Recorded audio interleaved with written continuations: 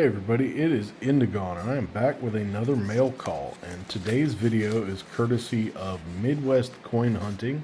Now I'll put his channel link up here. This is a single error coin that he sent me. We're going to send in a mint error order, and he wanted to have this one slabbed, and I told him I had already planned on getting one together. I have a few of the coins out, but we're going to go ahead and get into what he sent. So let me get in here real quick. And I must say it is packaged extremely well.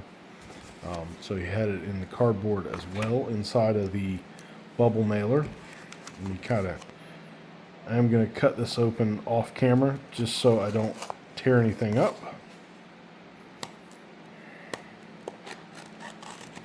Alright. Let's see if I'm in there. There we go. And voila. Okay. So here's the coin. And this is the obverse. It does have a little bit of carbon spotting on it, but it's got some mint luster in there. Probably a nice, I'll call that maybe a AU 55 would be my guess. I'm terrible with copper, so don't take that to be the gospel or anything, but nice 70 Denver. But look at that.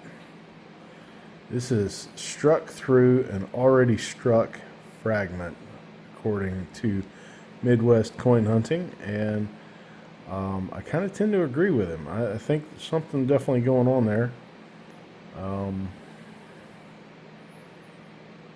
The only caveat to that, I would say, is the fact that the memorial is all one single angle. So the top of the memorial is all on that same plane. So I'm not sure if the fragment that was struck through was already struck, or if this was just designed transfer through whatever was on there. But that is a huge strike through. Very cool. Look at all the luster hiding down there in that strike through too. Really cool. There's a lot of light tone on this coin. I would definitely not expect anything but a brown designation.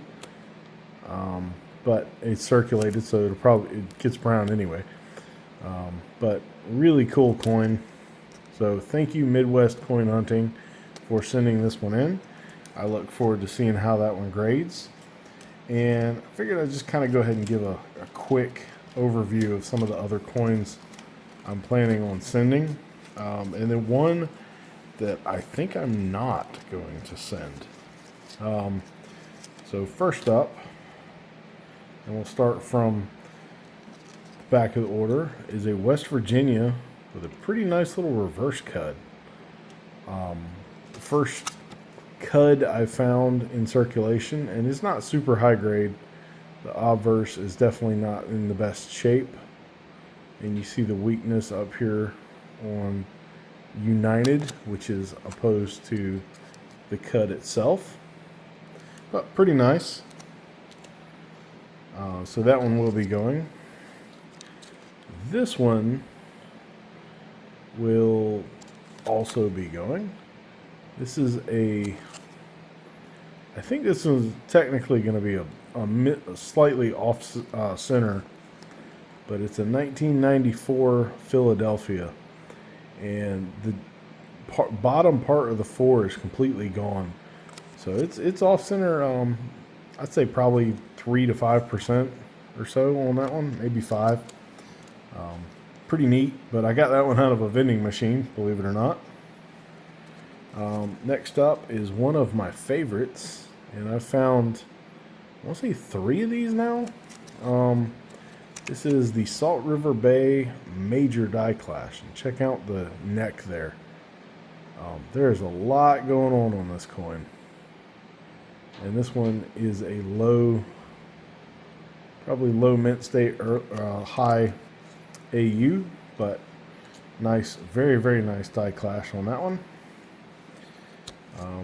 This one I kind of considered not sending, but I think I'm going to. It is not what I originally thought. I was thinking it was partial collar, but really it's just a misaligned reverse die.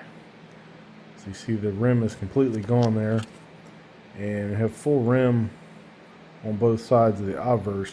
It's just that misaligned reverse die on that one.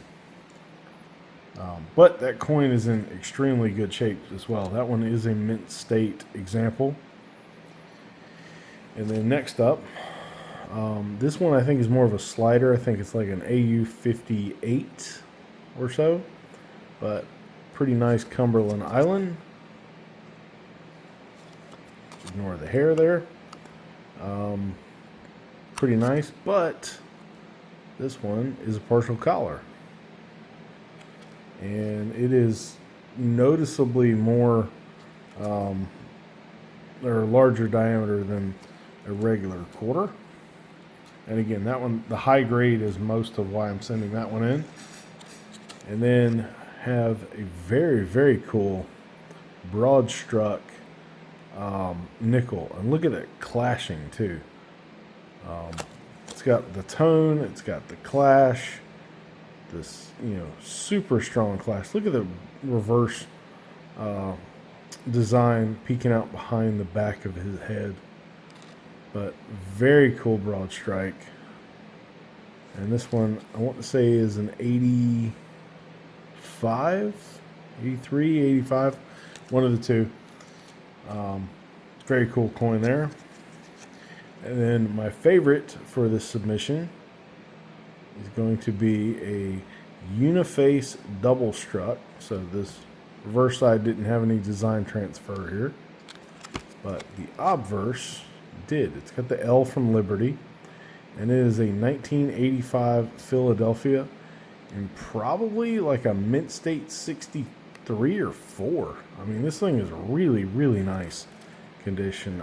It was found super early. It never circulated, but glad to have that one. And then the one I decided against sending is a nice high AU coin, but it's this Connecticut with this very small cud on the reverse down here. It's more of a rim cud than anything, but you see it does kind of come up and touch the letters in E pluribus. It's just not quite dramatic as say the West Virginia. There's no judgment on that one. That one's a full-on cud, whereas this one's just kind of it's down there. So I won't be sending this one, the Connecticut, but these other coins, as well as Midwest Coin Hunting's link in here, these will all be going in an upcoming mint error submission.